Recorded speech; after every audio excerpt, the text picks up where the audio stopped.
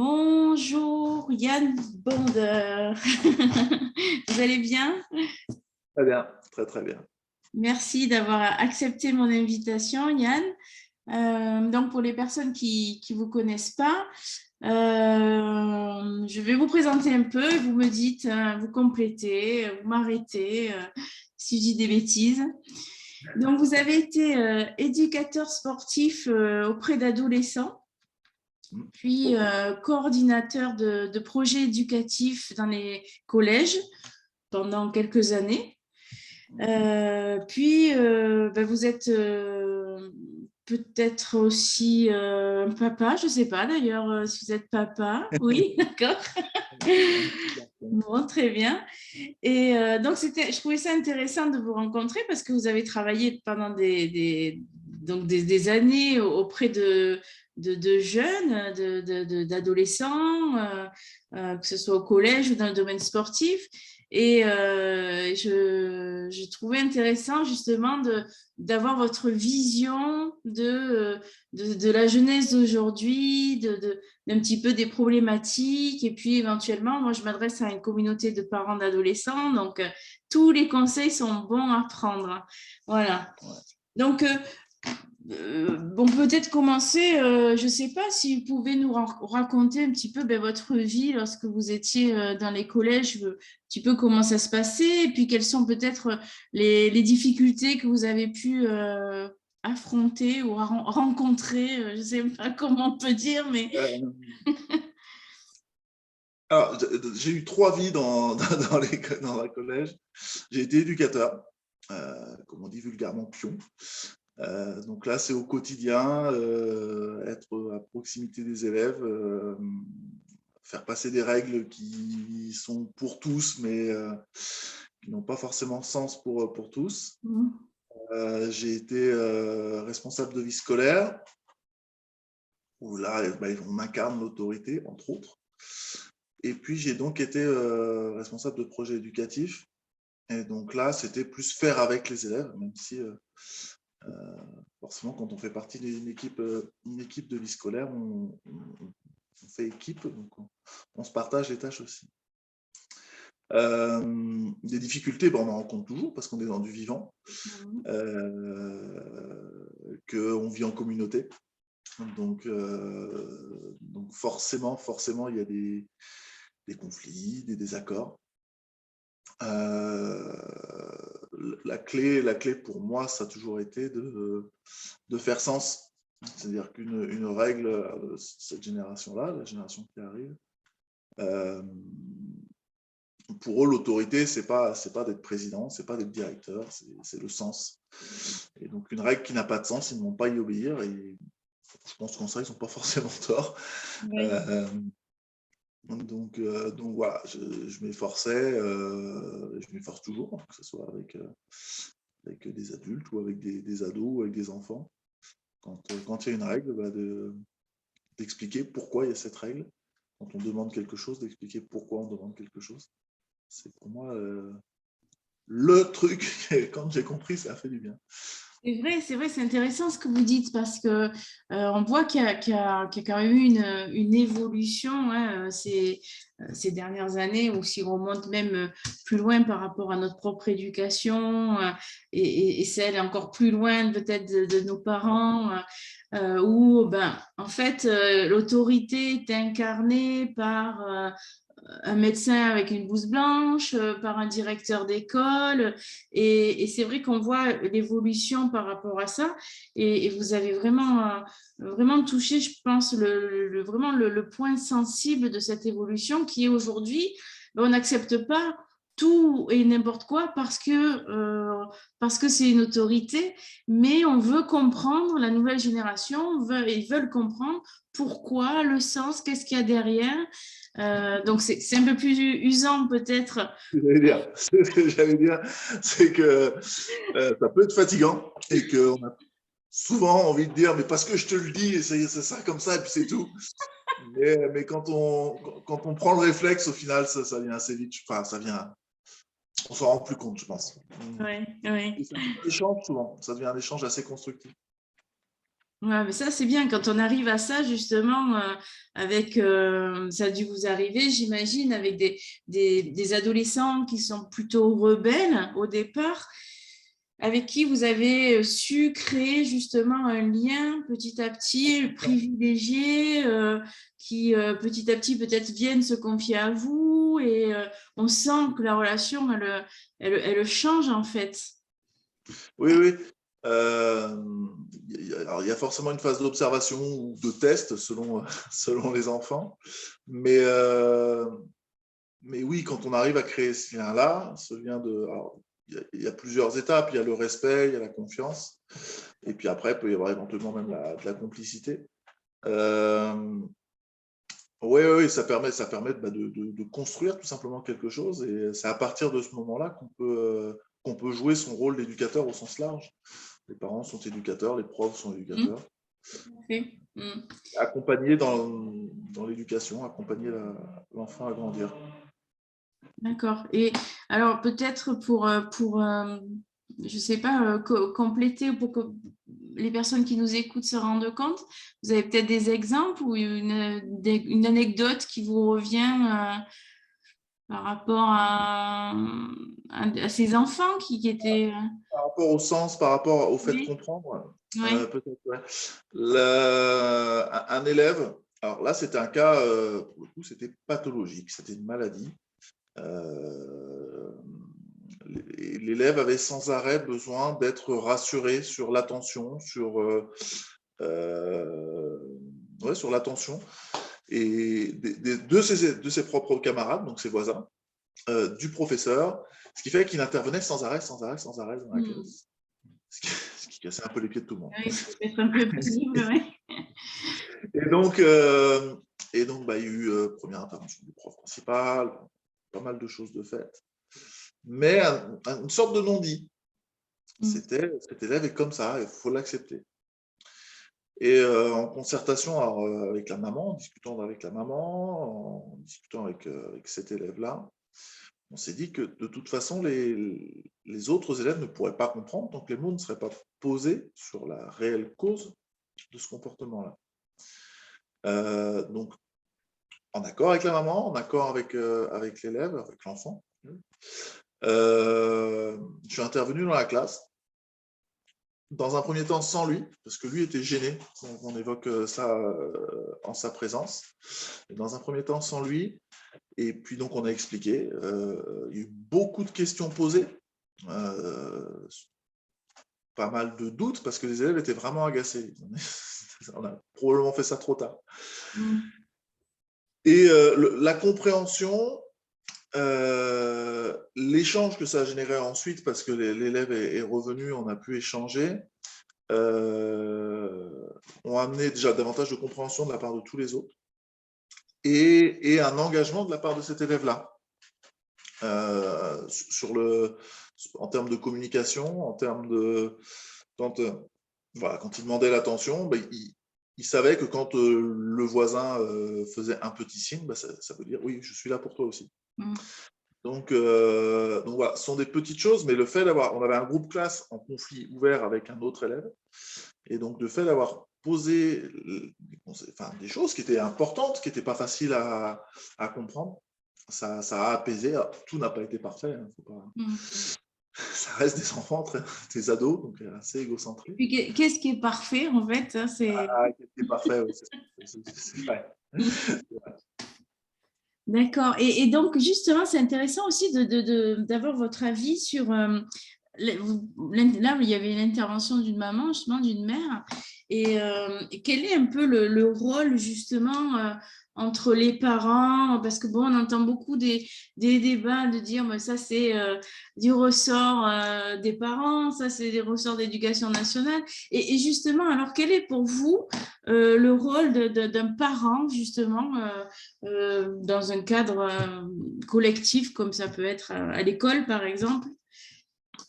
Alors, j'ai envie de dire, la première chose, c'est que le parent il fait partie d'une équipe éducative, celle de l'enfant. En fait.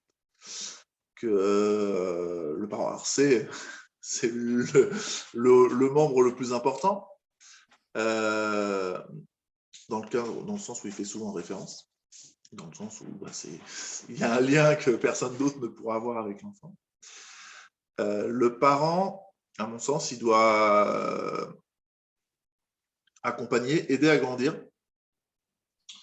Alors, c'est plus simple d'aller dans ce qu'il ne faut pas faire ou ce qu'on ne devrait pas faire. Allez-y, oui, ben oui, bien sûr. Ouais, ouais. Euh, Vous devez avoir des histoires croustillantes sur le sujet, j'imagine. non, à partir du moment où un parent se met en désaccord devant l'enfant avec un autre membre de cette équipe éducative, alors encore une fois, ça peut être un entraîneur de sport, un prof, un éducateur, enfin, peu importe, à partir du moment où la personne adulte a un rôle envers cet enfant, on tue tout crédit. Quel idiot, je ne supporte pas ce prof, ou de toute façon, c'est un feignant, enfin, voilà, des choses qu'on peut entendre parfois. Tout ce que pourrait apporter cette personne à l'enfant est perdu. Et oui. Donc, c'est important de faire équipe, même si on ne peut pas être tout le temps d'accord avec un prof, par exemple, c'est normal. En revanche, plutôt que de dire t'as raison mon enfant, c'est pas juste, on va te défendre, c'est on va chercher à comprendre, il n'est pas là pour te discréditer, donc il n'y a pas de raison, il y a forcément une raison, peut-être qu'il a pu se tromper, ça arrive, et voilà, de ne pas être dans le jugement, d'être dans l'accompagnement, et à chercher à comprendre. C'est fondamental. Alors, des exemples, il y en a mille, mais qui peuvent paraître anecdotiques, hein, mais qui font que le professeur est discrédité et donc ne pourra pas apporter ce qu'il pourrait apporter à l'enfant. Parce que est-ce qu'on peut dire du coup qu'il peut exister une forme de typologie de parents, des parents qui vont être par exemple à fond pour défendre tout le temps sans comprendre l'enfant, est-ce qu'il y a vraiment ce genre de typologie? Alors, c'est du rapport intime, hein. On est sur des choses très subtiles, mais effectivement, on va observer des parents qui vont soutenir leur enfant coûte que coûte. Leur enfant est un saint qui ne fait jamais d'erreur. On a des parents qui vont être à l'inverse dans la surpunition parce qu'ils se sentent jugés au travers du comportement de leur enfant. On va avoir, on peut davantage l'observer, des parents qui se surinvestissent dans le projet associatif, sportif, musical de leur enfant. Voilà, c'est le parent absent aussi, également. Alors,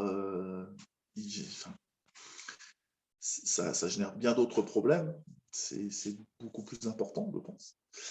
Voilà. On va avoir le surprotecteur, le surinvesti qui projette ses angoisses, ses envies, ses frustrations, ses peurs envers dans le parcours de son enfant.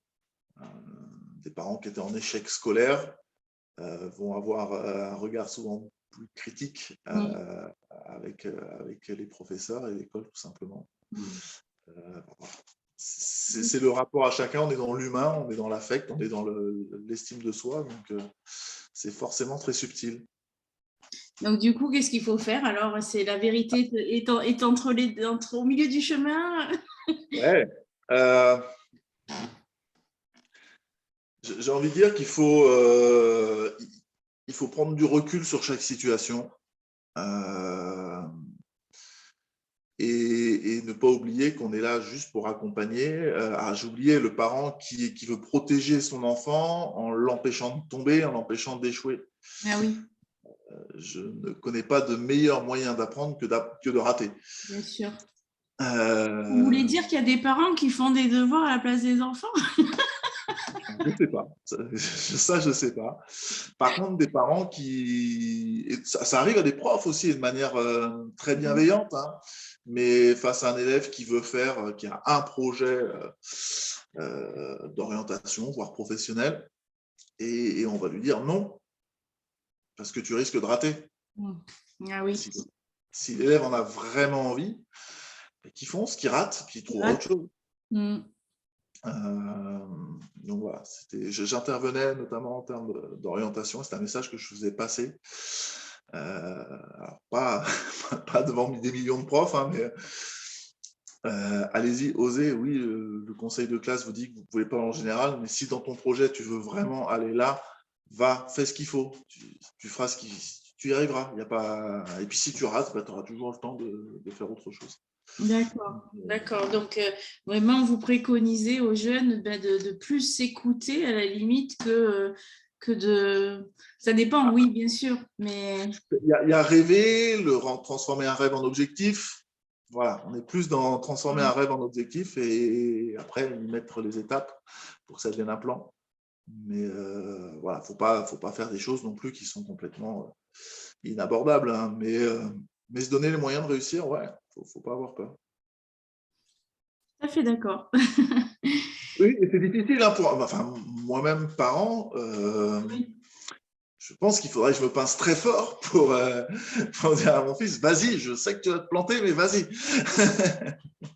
C'est ça, exactement. C'est vrai que quand c'est les nôtres, c'est plus compliqué de prendre ce recul-là. C'est sûr. Mais tellement, tellement bénéfique et tellement efficace. Et justement, j'en parlais avec un jeune juste avant vous, où on avait cette discussion de se dire que l'échec, parce que c'est un perfectionniste, et du coup, ben, comme beaucoup de perfectionnistes, ben, ils n'y vont pas de peur d'échouer, en fait. Et je lui disais, mais pourtant, on apprend de nos erreurs. Cette phrase, on la connaît, mais c'est vrai. Et il y a des pays où c'est beaucoup plus facile, par exemple aux États-Unis, au contraire, hein, si quelqu'un échoue, on lui dit c'est génial, ça veut dire que tu as osé, tu as tenté des choses. Mais chez nous, c'est encore compliqué. Échouer, c'est une bonne chose tant qu'on est en capacité de se relever, en fait. Il y avait une phrase, alors je ne l'ai plus exactement en tête, mais c'est Michael Jordan, qui je pense est dans le monde une des personnes qui a plutôt bien réussi, qui Et disait... pourtant, il partait mal, hein? Ouais, ça n'a pas toujours été facile, mais enfin... Parce qu'il y avait son entraîneur, pardon, il y avait son entraîneur, ben justement, quand il était au collège, qui avait dit de changer de voie, que c'était pas pour lui, de basket. Ouais, il n'avait pas été pris, sa première année, Ouais, il n'a pas été pris dans son équipe de lycée. c'est ça. Bon. Comme quoi, il faut s'accrocher. Et donc, il disait, j'ai raté des milliers de tirs, j'ai perdu des centaines de matchs, mais j'ai jamais perdu la confiance dans le fait que j'allais réussir, et c'est ce qui fait que j'ai réussi. C'est parce que j'ai raté, j'ai cherché à comprendre pourquoi j'ai raté. C'est ça, exactement. La différence, elle est là. Rater, mais chercher derrière, il faut en tirer quelque chose. Parce que si on rate et qu'on reste assis sur le canapé, effectivement, ça ne sert pas à grand-chose. La différence est là. C'est difficile de le faire entendre aux enfants parce qu'on stigmatise l'échec, notamment au collège, où la note stigmatise l'échec. On se concentre sur ce que tu n'as pas réussi. Et donc, c'est difficile de leur dire, bah, c'est pas grave, tu as eu 2, et si la prochaine fois tu as 3, ça sera bien. Voilà. L'important, c'est d'avancer. Tout à fait, oui. Et alors, est-ce que vous avez vu justement une évolution des mentalités? Est-ce que vous trouvez que les mentalités ont évolué et dans quel sens du coup? Parce que, bon, avec l'arrivée, bien sûr, des réseaux sociaux, des smartphones, tout ça s'est fait vite quand même, donc ça a dû changer. Alors, ils ont une communication qui est différente, ça c'est certain. D'aspect comme ça, on a l'impression qu'ils communiquent moins. En fait, ils communiquent beaucoup plus, de manière différente. Ils sont sans arrêt en communication. Ils sont en lien tout le temps avec leur petite communauté, beaucoup plus grande, mais ils sont en communication permanente. Ce qui est nouveau, enfin, ce qui est différent de la nôtre, même si je pense que ça tend à évoluer aussi un petit peu, mais on va dire des générations précédentes. C'est une communication qui est moins verbale, qui est plus écrite, quoique maintenant ils se enregistrent aussi vocalement. Voilà, c'est une communication instantanée, de l'instant. Faut pas se tromper, ils communiquent vraiment davantage que nous on le faisait à leur âge. c'est une communication qui est permanente. Et donc, quand ils sont sur leur portable, alors ça peut être sur des jeux pas bien malins, mais ça peut aussi être sur tout simplement de la communication, et c'est souvent ça, ils sont en communication. Donc ça, c'est une première évolution qui est vraiment importante, et les réseaux sociaux ont débloqué ça. La difficulté, effectivement, c'est de la cadrer. Warning sur tout ce qui est réseaux sociaux. Par contre, en termes de communication, c'est vrai qu'ils font des merveilles. L'autre évolution que j'ai pu noter, alors ça se matérialise un petit peu à l'école. On en parlait tout à l'heure autour de l'exemple que je prenais, mais ça se matérialise encore plus dans le sport collectif notamment, où l'individu prend le pas sur le collectif. On voit de plus en plus d'enfants qui ont multitude d'activités, dont le sport co, parce que c'est important de faire du sport co. Mais faire du sport co, si on n'observe pas les règles de groupe, ça ne sert pas à grand-chose en termes d'éducation, en tout cas. On peut se faire plaisir, mais au niveau éducation, au niveau apprentissage de la vie de groupe, si on n'a pas un minimum d'investissement, ça ne va pas être très, très intéressant. Et donc voilà, on a de plus en plus de parents qui demandent est-ce que mon enfant peut faire les matchs, s'entraîner, mais pas faire les matchs, ou l'inverse. Voilà, ça soit un petit peu à la carte. Et c'est une petite montée du projet individuel au détriment des règles de vie collective. Mon enfant est particulier, il faut qu'il ait des règles particulières. Voilà, c'est une montée un petit peu. Oui, d'accord. D'accord, donc ce sont les deux groupes. Et puis forcément, ce sens qui est pour moi la clé Oui. de toute interaction avec cette nouvelle génération. Bon, mais merci Yann. Est-ce que pour finir, vous avez un complément à ajouter pour les parents qui nous regardent, quelque chose, je ne sais pas, une petite astuce? Ouais. Alors le sens, vraiment le sens. Le sens, ouais. Alors, je rajouterais deux choses. Le cadre, il y a un Ouais. cadre avec lequel on ne peut pas négocier. C'est comme ça, à la maison, on fait comme ça.